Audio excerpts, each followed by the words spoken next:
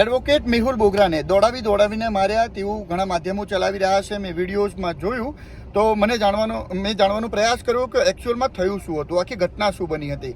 તો મેં મેહુલ બોગરા સાથે ફોન પર વાતચીત કરી છે. એ તમને સંભળાવું એ પહેલાં તમને જણાવી દઉં કે એક નંબર પ્લેટ વગરની કાર અને ફૂલ બ્લેક ફિલ્મ સાથે ઊભેલી હતી. ત્યારે મેહુલ બોગરા જ્યારે ત્યાંથી નીકળી રહ્યા હતા ત્યારે તેમણે જોઈ અને પછી તેઓ વિડીયો લઈને, જેમ દર વખતે વિડીયો બનાવતા હોય છે તેમ તેમણે વિડીયો બનાવી અને પછી આખો હોબાળો શરૂ થયો હતો. એકચ્યુઅલમાં શું થયું હતું મેહુલ બોગરા સાથે અમારે વાતચીત થઈ છે, આવો જોઈએ.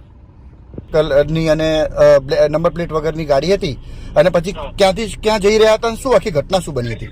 હું વીઆર મારા કામ અર્થે જતો હતો અને આપણે ડીજીપીસી નો હમણાં જ થોડા સમય પહેલા પરિપત્ર આવ્યો છે કે કાળા કાચ અને બ્લેક નંબર પ્લેટ વગરની ગાડી રાખવાની નહીં.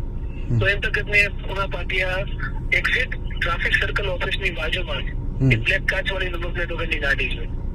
એટલે એ બાબતે આપણે થોડીક શંકા ગઈ કે આમાં ગાડીમાં એટલું તો શું થતું હશે કે બ્લેક કાચ તો આપણે તપાસ કરી તો એમાં જે અંદર બેઠા હતા પોલીસ કર્મચારી એને પહેલા તો ગાડી મારા ઉપર ચડાવવાની કોશિશ કરી, પછી ગાડીમાંથી ઉતરી મારા ઉપર ઉગ્ર થઈ ગયા.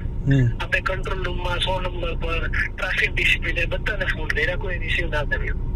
પછી અમારી ઉપર જાણે એમ કહેવાય ને કે આમ ખપી જાય સમાજ સેવકો એ જ ઈરાદાથી કે જે થવું એ થાય, આપણે ફોન રિસીવ કરવા નથી, કોઈએ પણ આપણા ફોન રિસીવ ના કર્યો. પછી મારી ઉપર હુમલો થતો રહ્યો સતત. લોકો બચાવવા માટે પડ્યા તો લોકોને પણ ધમકાવવામાં આવ્યા, લોકોને પણ મારવામાં આવ્યો અને ત્યારબાદ મને જાનનું જોખમ લાગ્યું એટલે આપણે ત્યાંથી ડાયરેક્ટ પુણા પોલીસ સ્ટેશન ગયા.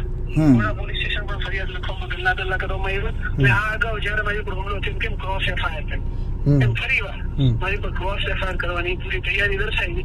હાલ તો આપણે આપણી એફઆઈઆર દર્શાવી દીધી છે અને સારવાર અંતે સિનિયરમાં આવ્યા છે.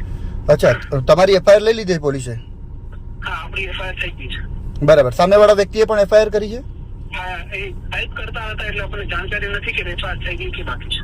બરાબર. એટલે આ હુમલો કેવી રીતે થયો, એને કેવી રીતે વાગ્યું, તમને કેવી રીતે વાગ્યું તો એકચ્યુઅલ ખબર નથી. એને તો જાતે ઈજા કરીને પછી પોલીસ સ્ટેશન પહોંચ્યો.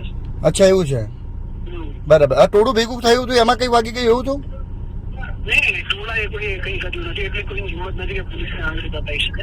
હા, બસ જાતે ઈજા કરી અને ઇલેવન સેટિસ્ફાઈ કરવા માટે, ખોટી એફઆઈઆર કરવા માટે જાતે ઈજા પહોંચાડે. બરાબર. તમને તમારા પર હુમલો જે કર્યો એ પોલીસ કર્મચારી હતા કે પ્રાઇવેટ માણસો હતા? પોલીસ કર્મચારીઓ પોલીસની હાજરીમાં જ. પોલીસની હાજરીમાં જ કર્યું છે. ઓકે, પોલીસની હાજરીમાં પોલીસ કર્મચારી. Okay, thank you. કોશિશ કરવામાં આવે છે પોલીસની હાજરીમાં